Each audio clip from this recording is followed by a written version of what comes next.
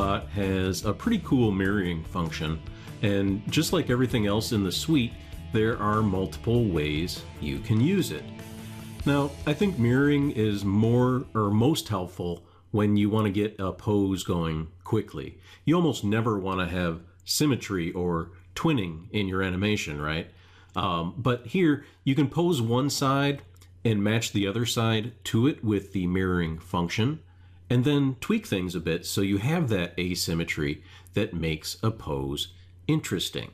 Again, it's a time-saving tool.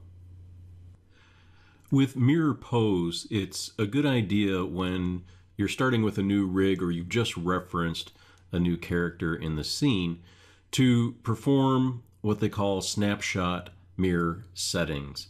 And what this is going to do is this is going to set up the rig so that the mirroring will perform correctly. And if you come down here to where animBot is living, you'll see this mirror.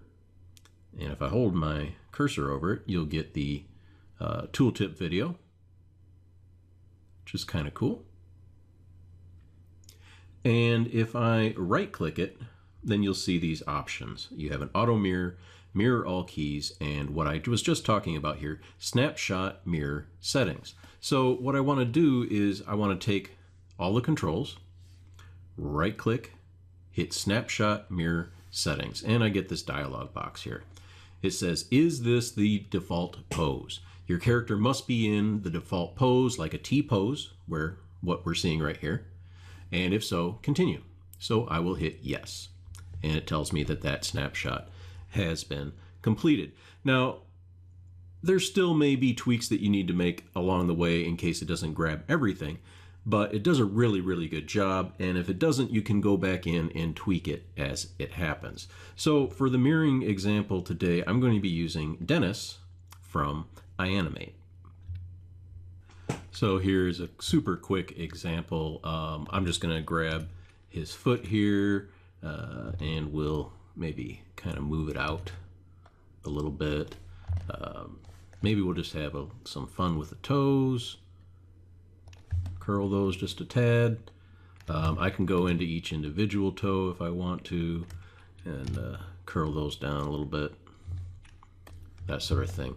Now, if I were to select all the foot controls, I don't need this main control here.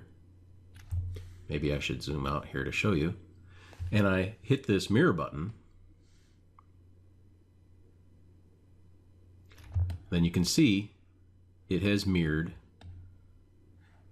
everything I just did, including the toes.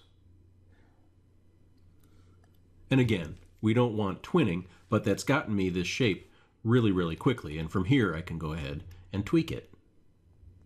So that was just the plain old mirror function.